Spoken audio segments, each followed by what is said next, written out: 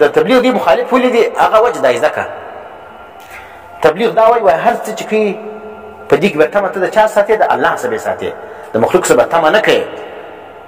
وینې نو ستا به ډایرکټ رابطه د چا سره د الله سره یې دوی بیا څه وایي دا خو عقیده د توحید ده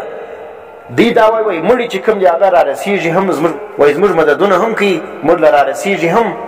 د قبرو څخه مړي راوځي زموږ اوازونه د دې ځای اوري زموږ ګرد کارونه چې کوم دي هغه اولیا او انبیا کوي نو اوس ته دا ووایې چې د الله څخه د هر څه کېدو یقین د مخلوق څخه د هېڅ نه کېدو یقین پر دې کې دغه ټول شرک چې کوم دی هغه ولاړې د شرک جنګ ختم سلو بریلویانو باندې د تبلیغ جماعت ولې بد لګېږي چې په هغه کې چې کوم دی د دې د عقیدې د شرک رد موجود دی په دا خبره کې چې د ژوندي څخه تمه مه ساته نو د مړي څخه په طریقه ولاړ نه ساتې ژوندی انسان څه نشي کولی نو مړي به د کومه ځای وکړي نو ځکه د دې پر دا عقیده د شرک باندې چې تبلیغیان رد کوي تبلیغیان خو دا اراده نه لري چې پر دې راشي هغه خو هر کس په دې پوهېږي نه چې په دې کې د دې پر شرک رد دی وینې تبلیغیان خالی بس دا وایي هر سب کچھ الله سے ہونے کا یقین وینې نو اوس دلته د دې دغه شرک په دې کې دغه کېږي هغه ریبل کېږي ځکه دوی پریشانه دي ځکه ملا تروي و دا په کتابو کې لیکلي دي وایي مړي د قبرو سره راوځي د دې ځای اواز ورته وکړه چې په امریکا کې پیر صاحب ناست دي ستا اواز اوري د دې ځای که ژوندی دي که مړ دي شتنی پیدا سوی په تا خبر دی وینې ستا خیر و شر په قبر کې ولوایي در حاضرېږي په میدان حشر درته حاضرېږي هر ځای دی ستا مدد کوي وایي او د شیخ عبدالقادر جیلاني سه یو بدماش جوړ کړی وایي د شیخ عبدالقادر جیلاني و خدای ته وویلې ویل ای خدایه که په جنت کې ستا دیدار نه وی موجوده دا ستا جنت به ما خشتې خشتې کړی وایي د پیرانو سه بدماشان جوړ کړي دي دومره قدر مقام ورکول چې خدای ته دمکۍ ورکړي دا خلک هم رالګیا دي وایي په تبلیغیان بد خلک دي تاسو د پیرانو څخه کوم شی جوړ کړی تاسو د پیرانو څخه خدایان جوړ کړي دي وایي شیخ عبدالقادر جیلاني د معراج په شپه باندې د نبي اسلام توجه ورکړه مدد دې وکړي اسمانو ته یې وخېژوي شیخ عبدالقادر جیلاني پیدا سوی نه دی په هغه وخت کې بیا دی راولاړ سلو نبي اسلام ته یې وجه ورکړه اسمانو له یې وخېژوي دا عقیده وګوره دا نجس عقاید د بریلویانو دي چې نبي چې کوم دی هغه الله یې نسي خېژولی نبي چې کوم دی هغه خپله دونه قدر دغه نه لري جبریل علیه السلام سره موجود دی هغه یې نسي خېژولی شیخ عبدالقادر جیلاني دونه زورور سلو هغه رالی نبي اسلام ته یې وژه ورکړه اسمانو ته یې وخېژوي دا د کفریات و شرکیات د بریلویانو لیکلي دي په کتابو کې دا زموږ د پښین بریلویان لیکلي دي او زموږ د پښین د علماو د صفتونه پر دې موجود دي خو دا د دوی د الله معامله ده چې هر څه یې پر کړي دا صفتونه چې دوی پر کړي دي دا دوی خدای سره خو زموږ په هغه باندې کار نه لرو خو تاسو دغه مسایل چې په دا کتابو کې لیکلي دا د کفریات و شرکیات دي ملا تروه لیکي د پښین ده هغه یې وایي چې راځي چې نبي اسلام وایي څوک شي په نفلو باندې ما ته ځان رانږدې کړي نو بیا چې کوم دي زه د ده لاسونه سمه د ده پښې سمه د ده غوږونه سم د ده سترګې سم علما د دې حدیث دا مطلب بیانوي چې دا سړی چې کوم دی هغه د الله پاک د رضا مطابق خپل سترګې خپل غوږونه خپله خوله خپل لاسونه پښې استعمالوي دا اسانه مطلب دی دی څه وایي دی بس دا وایي د دې مطلب دا سلو چې الله پاک چې کوم دی د دې په لاسو کې داسې طاقت کښیر دی د خدایي طاقت به کښیر دی چې بیا څه کوي هغه کوی سي او سترګې کې داسې طاقت کښیر دی چې د هره ځایه بیا ویني کنتو سمعه معنا زه د ده غوږ سمه نو الله خو د هر ځای اوري دغه پیر صاحب هم بیا د هر ځای اوري او الله وایي زه د ده سترګې سمه موږ دا معنا کوو چې دغه د الله د سترګې معنا داسې وله چې دی د الله د رضا شیان بیا په ویني حرام شیان نه په ویني دی راوړېږي وایي د دې معنا داسې وله چې زه د ده سترګې سم معنا دا ده چې الله د څه رقم د هر ځای ویني دی هم د هر ځای ویني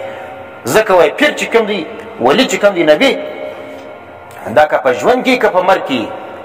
وینې که ژوندی که مړ وي که د پیدایش څخه مخکې که د پیدایش څخه بعد وي دی د خپلو مریدانو د اتباعو په حال باندې خبر دی او په هر مشکل کې ورارسېږي وایي ځکه په قبر کې د شیخ عبدالقادر جیلاني په باره کې واقعات نقل کړي په قبر کې چې فرشتې سوال ځین کوي چې من ربک ومن نبیک وما دینک دا پوښتنه ځین کوي هغه ته شی نه دی معلوم وایي شیخ عبدالقادر جیلاني ورورسېدی په دا وخت کې وله رالی ول دی چې کوم دی که خدای او رسول نه پېژني دی خو ما پېژني صحیح سلو دا رقم نو ډېر کفریات لیکلي دي دا چې سلو دا د تبلیغ دشمنان نه دي دا اصل کې دا تبلیغیانو په دا خبره کې د دې د عقیدې د شرک جڑ پرې کړی دي د دې شرک یې بلې دي چې الله سے ہونے کا یقین مخلوق سے کچھ نہ ہونے کا یقین د الله زده کېدو یقین بساتې مخلوق چې کوم هغه څه نشي کولی چې ژوندی انسان دی ملک دی سردار دی وزیر دی هغه هم څه نشي کولی دا معنا نه ده چې لمونځ نشي کوی کار نشي کوی معنا دا ده چې ستا ته د خیر او د شر دا نشي در رسولی دا مقصد نه دی چې دا نو جامع سو لکه جبریه ده د جبریه عقیده مه ځینې جوړوه چې دا نو تبلیغیان دا وایي چې دغه دی مجبور دی چې کوم څه کوي هغه الله به ده کوي دی هېڅ نشي کولی د دې اختیار سلبوي دا مقصد یې نه دی دی راولاړېږي د دې خبرې دا مقصد جوړي چې مانا تبلیغیان دا وایي چې الله سے سب کچھ ہونے کا یقین معنا دا ده چې دغه ملک و سردار چې کوم دی دا په خپل اختیار باندې څه دی یو شی هم نشي کولی نه لمونځ کوی سي نه روژه نیوی سي نه شی کوی سي دی مجبوره دی وایي مجبوره نه دی دی په خپل اختیار باندې کارونه کوی سي لیکن چې کوم کار کوي وینې چې د الله نه یې خوښ هغه نشي کېدلی کیږي به هغه څه چې الله وغواړي یو تخلیق د شی دی یو رضا د شی ده الله د کارو پیدا کوونکی دی وینې هر کار الله پیدا کوي خالق الله دی لیکن بعض کارو باندې الله خوشحاله دی په بعض باندې الله نه دی خوشحاله نو ځکه د هر چا سبا د خیر او شر تمه نه ساتي خیر او شر د چا په لاس د الله په لاس کې دي مرګ او ژوند د الله په لاس کې دي موږ دا وایو د الله سے سب کچھ ہونے کا یقین دا معنا ده چې کوم کارونه ما فوق الاسباب کیږي هغه به د ده څه نه ساتي وینې نو دا تبلیغیانو د مرشد دی دا عقیده چې کوم ده د بریلویانو تبلیغیان خراب خو پوهېږي نه چې پر دلته دونه غټ ځنګل ریبلی دي د بریلویانو سیزونه نو ځکه تبلیغیان چې په پنجاب په سیم کې هر مسجد ته ولاړ سي د بریلویانو هغه یې پسې اخلي وځي بسترې هم پورته کړه حالانکې تبلیغیان ډېر نرم خلک دي ډېر پاسته خلک دي چې ویې ویې غږ نه درته کوي لیکن دلته زموږ اکابرو داسې جمله په لاس ورکړې ده هغه په دا پیدل چې دغه خبرې کې د دې بریلویانو د دې جاهلانو د دې مشرکانو هغه د شرک عقیده ریبل کېږي نو ځکه دوی په دې باندې پوهېږي چې دا تبلیغ خلک که تبلیغ ولاړو بیا چې کوم دی هغه زموږ د دې قبرو د دې مزاراتو د دې ګمبتو دا کاروبار دلته ودرېږي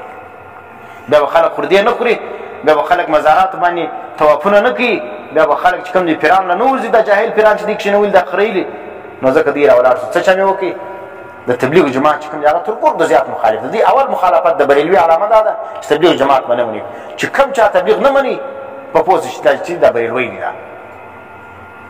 یا به بریلوی وي یا به پنجپیریان هم تبلیغ نه مني د تبلیغ د جماعت مخالفت څوک کوي یو تبلیغ دی یو جهاد دی د تبلیغ او د جهاد دا دواسې د علمای دیوبند داسې شان دي الله پاک علمای دیوبند ته هر څه ورکړي دي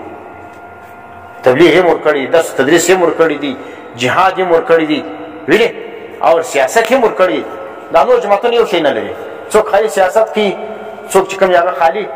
جهاد کوي څوک چې کوم هغه خالي درس تدریس کوي یو شعبه اخیستې علمای دیوبند ګډې شعبې لري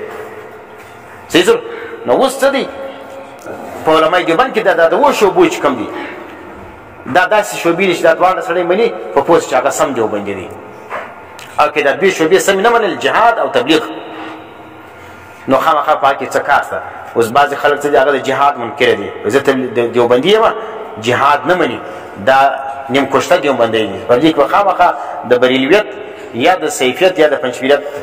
جړ موجود وي او بعضې خلک چې کوم دي هغه تبلیغ نه مني نو چې نه مني